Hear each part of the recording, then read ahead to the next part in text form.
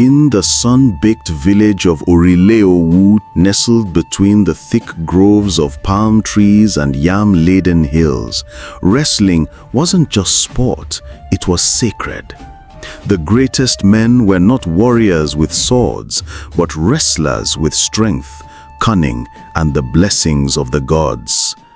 Among these, none stood taller, both in size and reputation, than Agbako, the undefeated wrestling champion whose name echoed from Orileowu to faraway markets across the region. They said his arms were like Iroko branches, his back like a tortoise shell, and his voice could shake the hearts of lesser men. When Irafa, a wiry teenage boy with quick feet and burning ambition, begged to be taken as Agbako's apprentice, people laughed. Agbako, however, saw something else: raw determination. "You want to carry the elephant's tusk," he had said, eye squinting. "Let's see if your back doesn't snap." Irafa trained under Agbako with feverish devotion. He fetched water before dawn, carried stones uphill, practiced falling 1,000 times, and learned every trick Agbako had to offer. His speed grew, his balance sharpened, his confidence grew, but his respect for his master never waned, or so it seemed. Within a few seasons, Irafa began winning matches, first among the local boys, then against men from neighboring villages. His fame grew, the lion cub they called him. Yet in the shadows, Agbako watched quietly, unmoved by praise or pride. One evening, after a brutal sparring match where Irafa nearly toppled Agbako himself, the old champion waved away the onlookers and motioned Irafa to follow him into the sacred grove behind his compound. The place was forbidden to most. There, under a silent baobab tree, Agbako spoke. "You have learned well, Irafa. Your body is ready, but strength alone does not make a champion. There is something else, a secret passed down only once in a lifetime." Irafa listened, heart pounding. Agbako's voice lowered to a whisper. "Dinkudi." Irafa asked, "What is that?" "It is a power word. It does not belong to the flesh, it belongs to the spirits. When your bones ache, when your breath fails, when your opponent has you by the throat, speak the word Dinkudi, and from the unseen world, strength will come. But use it only when all else fails."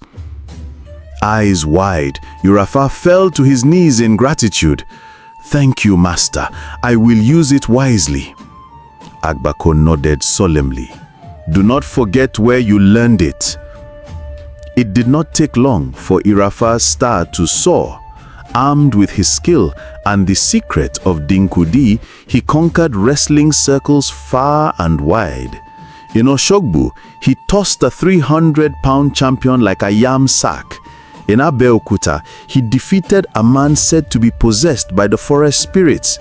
Always at the brink of exhaustion, Irafa would mutter Dinkudi, and his energy would surge like thunder. The people sang for him, women ululated, griots wove poems. He was hailed as Irafa the Invincible, the man of the word. But praise is a tricky wine. It intoxicates the young quickly. At a bustling palm wine joint one evening, surrounded by admirers and drummers, Irafa laughed loud and strong, his chest puffed with pride. "Is there anyone left to defeat?" he asked, gripping a gourd of frothy wine. An old man in the corner chuckled dryly. "Yes, the one who gave you legs." Irafa squinted. "What do you mean?" The old man leaned forward, his white beard trembling. "Agbako, your master. You may wear the crown, but the king still lives." The crowd fell silent. "You cannot be the greatest while your teacher still holds the staff of power," said another voice. Irafa's smile faded. That night he could not sleep. His mind churned with pride and doubt. Am I not better than him now? Have I not surpassed my master? And so, before the rooster crowed, Irafa marched to Agbako's house and knocked on the door with the force of thunder. "Master, I challenge you. This weekend, at the market square, let the people see who is truly the greatest." Agbako looked into the boy's eyes and saw the storm inside. "So it has come to this," he murmured. "Very well." Word of the challenge spread like wildfire. The village buzzed with anticipation. Elders shook their heads. "This is madness," they said. "You do not pull the beard of the lion that raised you."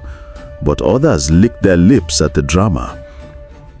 On the appointed day, the market square overflowed with bodies, young and old, drummers and dancers, children perched on rooftops. Agbako entered first, wearing nothing but his worn loincloth and a string of cowries around his neck. He looked older than he had in years past, but solid, unmoved, like the sacred Iroko. Then came Irafa, glistening with oil, muscles gleaming, crowd roaring his name. The drumming stopped. The fight began. It was a battle for the gods. The two titans clashed, sang rising with every throw, sweat and blood mixing. For minutes, then hours, they grappled, flipped, slammed, twisted. The crowd gasped and cheered, but neither man could gain ground. Irafa attacked with ferocity, and Agbako countered with precision. Finally, Irafa began to falter. His legs wobbled, his breath burned. "It's time," he thought. He summoned the word, "Dinkudi." Like lightning, power surged through him. His spine straightened, his arms ballooned with energy. The crowd shouted in awe as he lifted Agbako high into the air. But just as he was about to slam the old master down, Agbako's mouth opened and he roared, "Bankuba!" The sky seemed to crack. A wind swept the square. In a blink, Agbako twisted mid-air, reversed the throw, and slammed Irafa into the earth with a force that silenced even the spirits. Dust rose. Silence. Then cheers, deafening, primal, stunned. Irafa lay pinned, breathless, broken. He turned his head and croaked, "Master, what is Bankuba?" Agbako leaned close, his breath calm. "It is the mother of Dinkudi. You never told me. And if I had, would you not have used it against me as well?" He stood up and helped the boy up.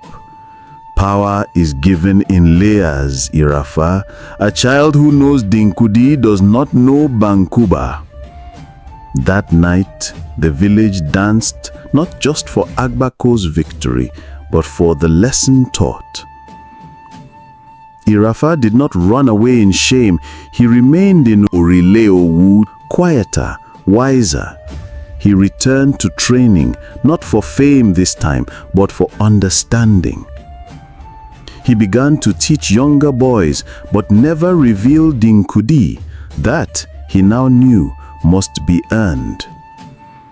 Agbako grew older, but never weaker in spirit. He retired, his legacy unchallenged, not just for his strength, but for his wisdom. In time, he whispered Bankuba to Irafa as well, but by then, the boy no longer thirsted for dominance. And so the saying passed into proverbs, into riddles, into fireside tales. If a child knows Dinkudi, he doesn't know Bankuba. Not every secret is meant to be shared at once. Not every power is meant for every hand. And even when we rise high, we must remember the roots that held us.